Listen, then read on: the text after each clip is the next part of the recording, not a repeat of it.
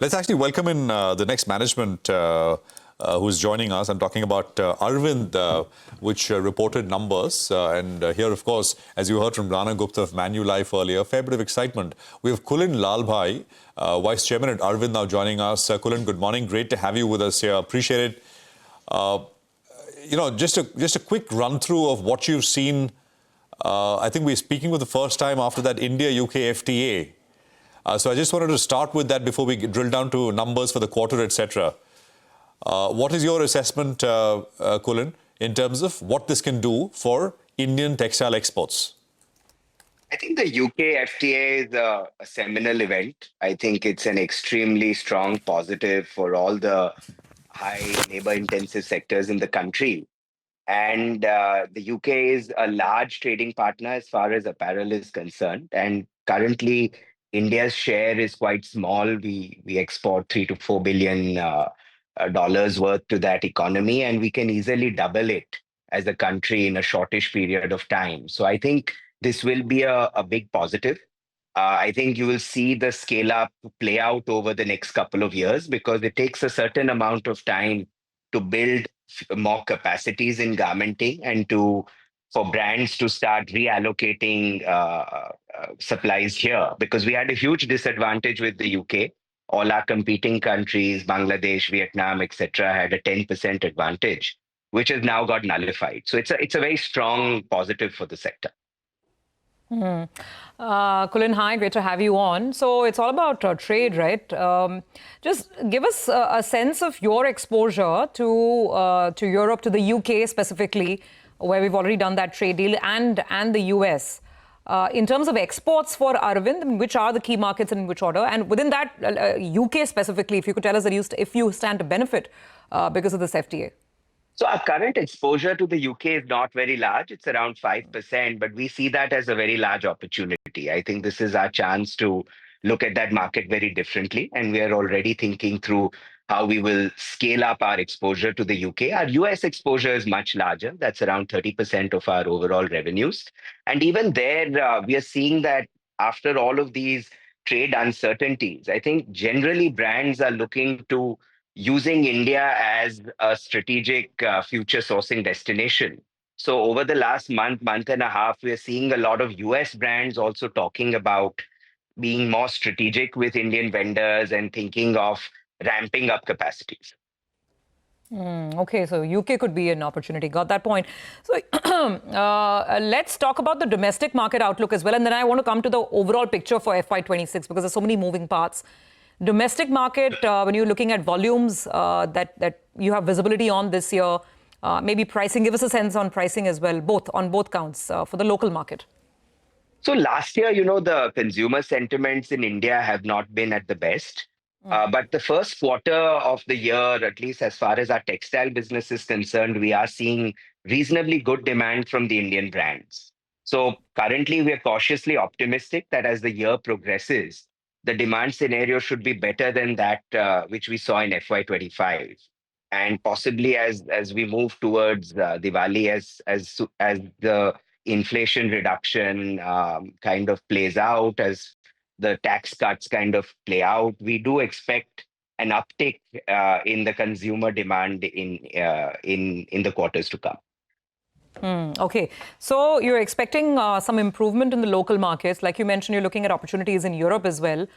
What about the US? Are you worried about that 30% exposure given this, unending almost protectionist talk? And we don't know what's the shape and form of the deal with the US. Those details aren't out yet. But could there be a concern there? You're very right that there is uncertainty. I think the way to look at this is to look at it from a window of relative attractiveness. And even with whatever trade talks have happened with China, China still stands 20% higher than India on tariffs. That's not a trivial number. And the US highest exposure still remains with China. US imports around $100 billion of apparel. 22% of that comes from China, whilst India is just 4%. So relatively, we still remain better placed. And we are seeing, as I mentioned, the body language of global brands to look at India differently and to scale up capacities here. I think in the short term, this does lead to uncertainty. There will be some tariff-related potential impacts on margins in the very short term. But we are seeing volume compensate for that. So brands are saying we would want to give you much more volume. Just help us out a bit with the very short-term impact on the tariff side. Yeah, one just hopes that the US president doesn't start calling up the Gaps of the world or the other textile or apparel majors in the US, like he called up Tim Cook yesterday, saying, please don't take from India. One can only hope. But Kulin, all things put together, now I'm going to the bigger picture. I mean, FY25, your top line was up about 8%. Margins, were around 15%. Now, since you're optimistic on the India business, at least Indian demand picking up, UK you're saying could be a big opportunity. What should we expect? How much growth? I mean, can you do at least double digits? And what's the outlook on margins?